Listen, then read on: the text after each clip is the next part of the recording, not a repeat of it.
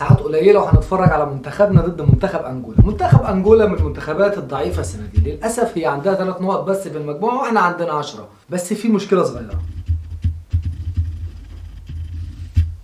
الناس اللي اول مره تتابعنا يا جماعه يا ريت لايك وسبسكرايب واكتب لي كومنت كده جميل، ويلا بينا نبدا حلقتنا ونقول لكم ايه المشكله الصغيره اللي انا وقعت قلبكم بيها. في البدايه كده لازم منتخب مصر يكسب المباراتين الجايين اللي هي منتخب الجابون ومنتخب انجولا. اولهم منتخب انجولا. منتخب انجولا طبعا عنده 3 نقط ومنتخب مصر عنده 10 نقط.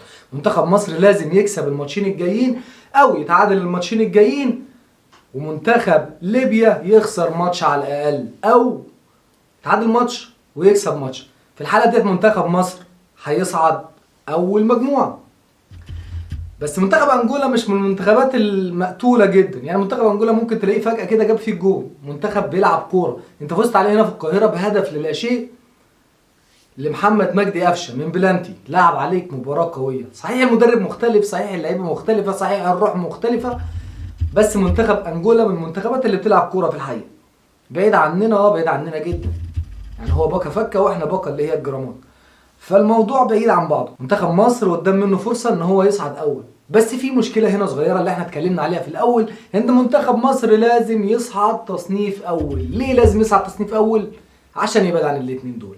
الاثنين دول وباختصار هم اقوى منتخبين بيلعبوا كوره دلوقتي في افريقيا، حقيقه حقيقه، ودول المنتخبين اللي قادرين يحرجوك في الوقت ده. وللاسف عشان احنا طبعا منتخب بيكسف وما بنكملش لحد الاخر، وكالعاده بنحط نفسنا في عنق الزجاجه ومزرعه الخلاط، وبنفضل لحد اخر ثانيه حاطين ايدينا على قلبنا زي اي مباراه قبل كده، زي المره اللي فاتت لما صعدنا بهدف في الدقيقه 94 لمحمد صلاح. فالموضوع معانا مختلف شويه، احنا بنحب الشو، بنحب المنتخب اللي هو بيوقع القلب شويه، يعني قلبك هيقع وان انت تكسب الماتشين ورا بعض ماشي. طيب كسبت انت ماتش انجولا وكسبت ماتش الجابون، ماتشين بره ارضك، طيب هتحتاج ايه بقى؟ انت كده عديت بنسبة 50% او 60%، فاضل لك حاجة واحدة هتعلي بقى التصنيف بتاعك عشان تلاعب منتخبات تصنيف تاني، علشان ما تنزلش زي ما قلنا وتلاعب بالجزائر والسنغال ونيجيريا وتبقى بعدت شوية عن اللقطة. ما انت دلوقتي هما 40 منتخب، 40 منتخب على 4 مجموعات، يبقى كل مجموعة يصعد منها أول يبقى 10 فرق هيلعبوا 5 مباريات ذهاب وإياب. طيب القرعة هتتم ازاي؟ هتتم بين التصنيف الأول والتصنيف الثاني. التصنيف الأول هيتم ازاي يا جماعة؟ التصنيف الأول اللي هما منتخبات التصنيف الأول. احنا ممكن نعدل بقى تصنيفنا، احنا دلوقتي تصنيف تاني، احنا ممكن نعدل تصنيفنا. نعدل تصنيفنا ازاي؟ قدامنا حاجتين. اولا انك تكسب ماتش انجولا والجابون، ودول في ايدينا المفروض. ثم تاتي بعد كده بقى كاس العرب. كاس العرب هي بطوله مش دوليه بس هي مدرجه تبع الفيفا، وبتتحسب مبارياتها ونقاطها وبتتحسب التصنيف منها، يعني كل ما تكسب فيها تصنيفك هيعلى خلاص، لان الفيفا هي ادرجتها في الاجنده الدوليه بتاعتها. يبقى احنا عشان كده لازم نسمع ونصلوا على رسول الله كده ونكسب الماتشين. نكسب انجولا في مباراه النهارده ان شاء الله، نشيلهم نتيجه مثلا 2-0. لازم نبين للفرق اللي جايه ان احنا ان احنا من الفرق القويه، ان احنا مش مستنيين للدقيقه 94 ودعاء الوالدين وامهات المصريين تدعي لنا والشغله دي كلها، وان احنا نقدر ان احنا نكسب في اي وقت. افريقيا مش زي الاول، دول كتير ومنتخبات كتير مش باين لها حاجة على الخريطة. منتخب مصر لسه لحد دلوقتي يعني مش هنقول بقوته 100% بس على الأقل 80% من قوة المنتخب المصري من 2006 لحد النهاردة. احنا نقدر، منتخبنا، لاعبتنا، محمد صلاح، تريزيجيه، الشناوي، من أصغر لعيب لأكبر لعيب في منتخب مصر يقدر. تعال بقى نقول لكم مع بعض كده تشكيل منتخب مصر هيبقى عامل ازاي النهارده. طبعا كروش واللي بيفضل دايما يلعب بخطة 4-3-3.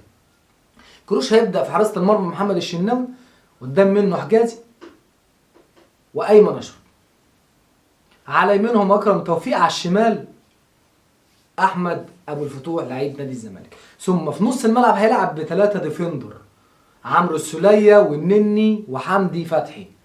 هيلعب الطريقة ديت عمق دفاعي شوية. هيأتي بقى في الجنب اللي قدام واللي النهارده يعني في كلام كتير بين حمدي فتحي وقفشه، يعني ممكن يغير حمدي فتحي يبدا بحمدي فتحي او يبدا بقفشه، وقدام منهم هيلعب باتنين هافات، واحد يمين واحد شمال. محمد صلاح طبعا هيلعب يمين ومحمد شريف هيلعب شمال. هيبقوا يلعبوا زي ليفربول كده بالظبط، يعني الاتنين الاطراف يخشوا من جوه وقدامهم راس حربة صريح. هو مين؟ مصطفى محمد. مصطفى محمد هيبدأ من وراه وهيلعب راس حربة صريح، وهيأتي من وراه محمد شريف من الشمال، اللي هو كان أصلا بيلعبها في وادي دجلة وفي نادي الأهلي أول ما جه. مش هيلعب مهاجم صريح.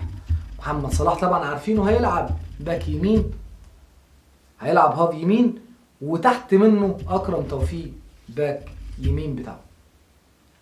طبعا لعيبة تقول لها دهب، لعيبه قويه جدا. كيروش نفسنا يسيب لهم بقى فرصه. محمد صلاح بيعمل اللي هو عايزه، يعني بيمشي الدنيا على اللي هو عايزه. بلاش الكلمه التانيه دي عشان الناس ما تهاجمنيش. محمد صلاح هو كابتن منتخب مصر دلوقتي. هنتفرج على كوره، هنتفرج على كوره. معظم اللعيبه اللي انا اتكلمت عليها دي كلها في مستواها، في ليفل بتاعها. كل اللعيبه، مفيش لعيب يعني بعيد عن مستواه. صعب.